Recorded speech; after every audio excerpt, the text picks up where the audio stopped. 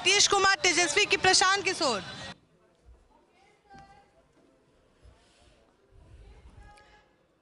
नमस्कार, एक बार फिर से आप सबका स्वागत है कौन जीतेगा बिहार सिटी पोस्ट लाइव और सन्मार्ग कॉन्क्लेव में। मैं हूं पल्लवी विश्वास, आपकी होस्ट और दोस्त, और अगले वक्ता के रूप में अपने इस कॉन्क्लेव में जिन्हें मैं आमंत्रित करने जा रही हूं वे हैं श्री राजा राम बिंद, वीआईपी पार्टी यानी कि मुकेश सहनी जी की वीआईपी पार्टी के राष्ट्रीय उपाध्यक्ष। एक बार जोरदार तालियों के साथ स्वागत करते हैं श्री राजा राम बिंद जी का। और उनके साथ प्रश्नों की बौछार लेकर तैयार हैं हमारे तेज तर्रार पत्रकार और श्री श्रीकांत प्रत्यूष जी हैं। ओवर टू यू श्रीकांत जी।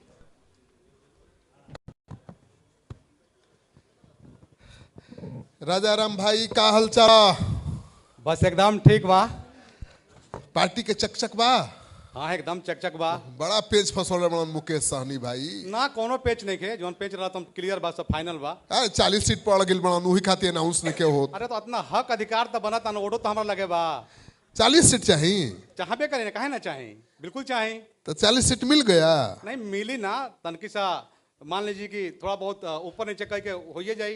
तो डिप्टी सीएम का नाम ऐलान हुई तबे ऊपर नीचे हुई है मुकेश नहीं सहनी। तो पहले से हमारे सुप्रीमो कहना है कि भले सीट में एक आध कम हो जाए चलेगा, लेकिन डिप्टी सीएम तो घोषित करना ही पड़ेगा। तो डिप्टी सीएम का चेहरा तो घोषित हुआ नहीं, बहुत सीएम का चेहरा भी घोषित नहीं है।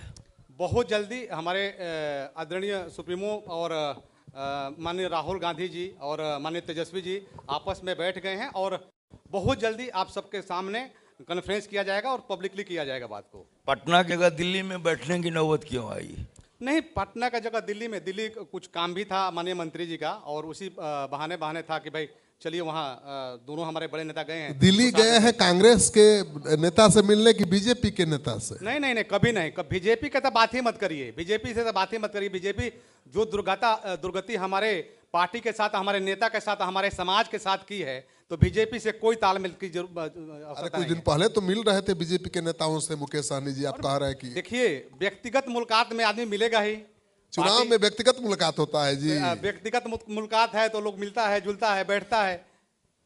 2020 के चुनाव में आप एनडीए के साथ थे और 11 सीटों पर आपने चुनाव लड़ा और 4 सीटों पर जीत दर्ज हुई। सिमरी बख्तियारपुर से उम्मीदवार थे मुकेश सहनी खुद, पराजय मिली उनको, और 11 सीट से एक मैंने झटके में 30 से 40 सीट, वह भी महागठबंधन का हिस्सा बनकर। ऐसा क्यों? देखिए, पहले हमारी तैयारियां कम थी, पहले पार्टी का विस्तार थोड़ा कम था, पार्टी में नेता कम थे, वर्कर कम थे, काम करने वाले लोग जो कार्यकर्ता हैं कम थे। अब विस्तार हुआ, और विस्तार हुआ तो जाहिर सी बात है कि विस्तार होगा तो मांगे बढ़ेगी, क्षेत्रफल बढ़ेगा तो मांगे बढ़ेगी। और रही बात कि 2020 में हमको 11 सीट मिला था, 11 सीट में हम 4 सीट जीते थे, और 4 सीट में चारों सीट में मतलब जो भी भाजपा उड़ा ले गई। जी, चारों सीट जीत के आए, लेकिन हमारे साथ बीजेपी ने छल किया, चारों सीट को खरीद लिया। तो आप महागठबंधन के साथ जा रहे हैं और ऐसे में मुश्किल में महागठबंधन के बड़े नेता ही फंस गए हैं। आईआरसीटीसी घोटाले में जी लालू जी, राबड़ी जी, तेजस्वी यादव के खिलाफ आरोप तय हो सकता है। देखिए बात ऐसी है कि आरोप ठीक है, कोर्ट ने, माननीय न्यायालय ने जो भी फैसला दिया है उसका हम लोग चैलेंज करेंगे, और अभी ये पहला फैसला है ना, आगे हम चैलेंज करेंगे, देखेंगे। और बाकी ये लगाई हुई फंसाई हुई चीज़ें हैं, बाकी आप जानते हैं। तो कोर्ट का चक्कर लगाएंगे, तेजस्वी यादव की चुनाव लड़ेंगे? नहीं, देखिए दोनों चीज़ को मैनेज करना है, दोनों चीज़ को करना है। माननीय न्यायालय का जो आदेश है उसको भी पालन करना है, और चुनाव के टाइम ही नहीं दिए बीजेपी। देखते ही है कि भारतीय जनता पार्टी और यहाँ के मौजूदा जो सरकार है, नीतीश बाबू की सरकार, बिल्कुल ही टाइम नहीं दिए कि चुनाव कर जो प्रत्याशी हैं उनको लड़ने का और तैयारी करने का टाइम मिले। ये चाह रहे हैं कि कम टाइम में, कम समय में हम फिर से जनता को बरगला लें, तो ऐसा अब होने वाला नहीं है। जनता जाग चुकी है, जनता समझती है। चिराग पासवान की पार्टी में टूट हुई थी, उसके बाद उन्होंने अपनी पार्टी को संभाला और 2024 के चुनाव में 5 सीटें उनको दी गई। 5 पर सीट पर जीत दर्ज करके उन्होंने साबित किया कि एक युवा नेता भी बड़ी पार्टी का सिपहसालार ही नहीं मुखिया हो सकता है। लेकिन मुकेश सहनी की बात करें तो बाजीगर निकले हैं आपको चिराग पासवान। ऐसी बाजीगरी दिखाने में अक्षम क्यों हो रहे हैं मुकेश सहनी जी? देखिए, हम लोग लोकसभा का चुनाव भी लड़े 2024 में, 3 लोकसभा का चुनाव लड़े और 3 लोकसभा चुनाव में हो सकता है कि हमारी कहीं कमियां रह गई है, चाहे जनता के बीच हम सही ढंग से पहुंच नहीं पाए हैं, हम उसको चीज़ को मानते हैं। लेकिन इस बार मजबूती से हम लोग अपने क्षेत्र में, अपने विधानसभा में, अपने क्षेत्रों में हमारे जितने प्रत्याशी होने वाले हैं वहाँ तैयारी हुई है।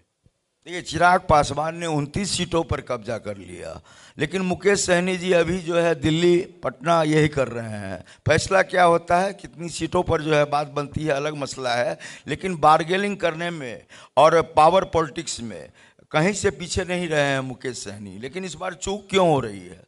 नहीं, देखिए, चूक की बात ऐसी है कि देखिए, पहले से भी हमारे पास ये था कि भारतीय जनता पार्टी के साथ तो हमको रहना ही नहीं है, इसलिए कि कुछ भी हो जाए। हमारे माननीय मंत्री जी का सुप्रीमो कहना था कि हम भले थोड़ा कम बेसी पर समझौता करेंगे, लेकिन भारतीय जनता पार्टी के साथ तो हमको जाना नहीं है, रहना नहीं है। बहुत सारा ऑफर आया, बहुत सारा ये आया, लेकिन फिर मंत्री जी ने मना ही कर दिया कि नहीं, मुझे ये भारतीय जनता पार्टी के साथ नहीं जाना है। जो हमारे समाज का हक, अधिकार, हिस्सा और हमारे साथ इतना कि वाई प्लस सुरक्षा हमारे माननीय मंत्री जी के ले लिया गया।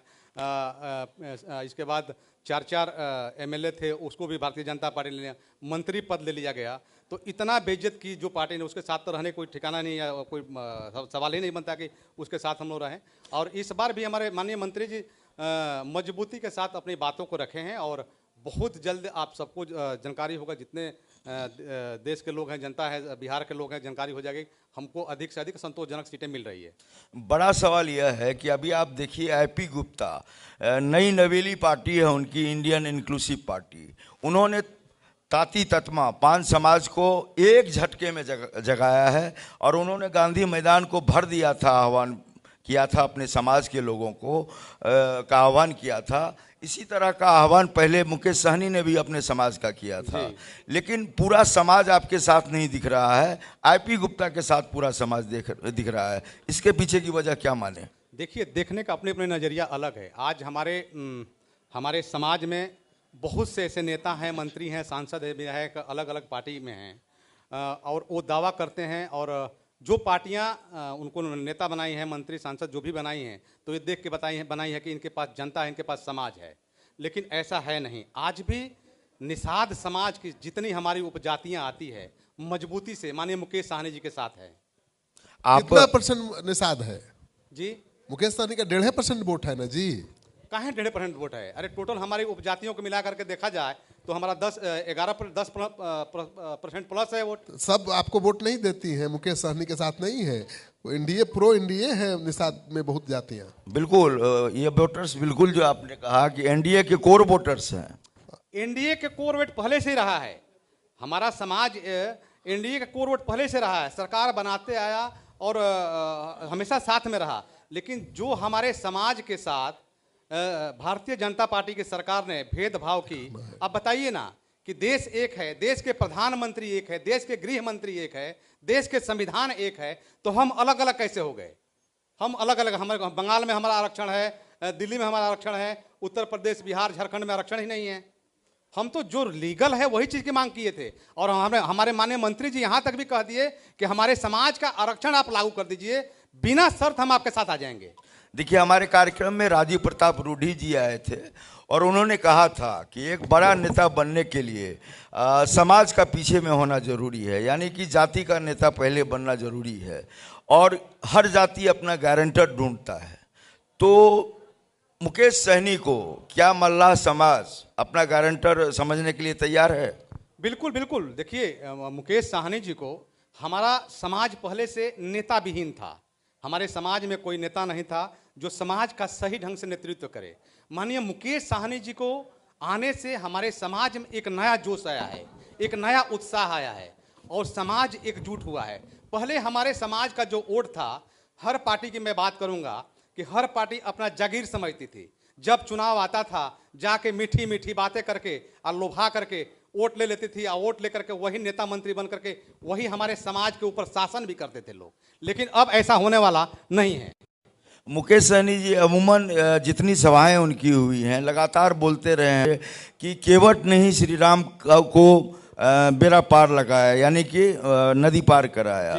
तो आप के की तरफ से हम चाहेंगे आप जवाब दीजिए मुकेश सहनी की तरफ से कि आप किस तरह से जो है नैया पार लगाएंगे महागठबंधन की, और क्या मुकेश सहनी 20-25 सीट या कि कितनी सीटों पर मान जाएंगे? कुछ इशारे तो देखे गए होंगे हुए।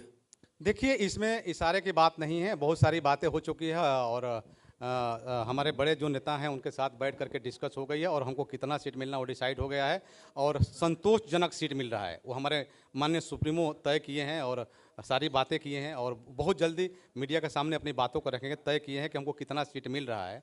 और रही बात, आप कह रहे हैं कि मुकेश सहनी के श्री राम की नैया केवट पार लगाए थे, तो आपका कहना है कि मुकेश की नैया आप कितना पार लगाएंगे?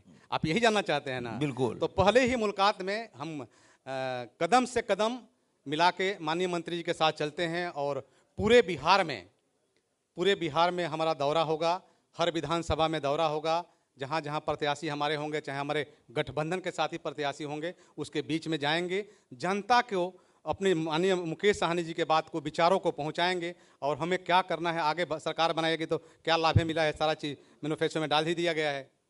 आखिरी सवाल है आपसे कि मुकेश सहनी जी लगातार उलटते पलटते रहे हैं, आखिर वे स्थिर कब होंगे? कौन सी ऐसी जो है चीज़ होगी जिसको सर्वोपरि करेंगे, और कौन सा ऐसा गठबंधन होगा जहां वे स्थिर हो सकेंगे?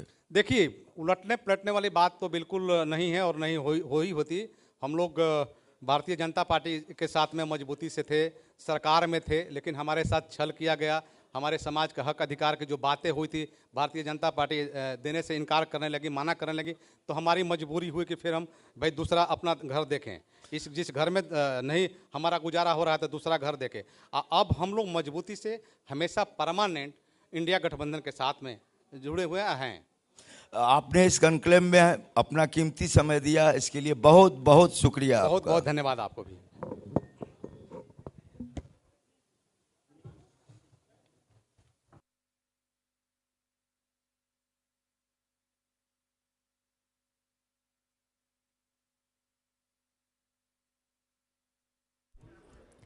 बहुत बहुत धन्यवाद श्री राजाराम बिंद जी। निश्चित रूप से आपकी बातों से बहुत कुछ स्पष्ट हो रहा है चेहरा। आप हमारे कॉन्क्लेव में आए, इसके लिए आपका बहुत बहुत धन्यवाद। और ये स्मृति चिन्ह आपके लिए।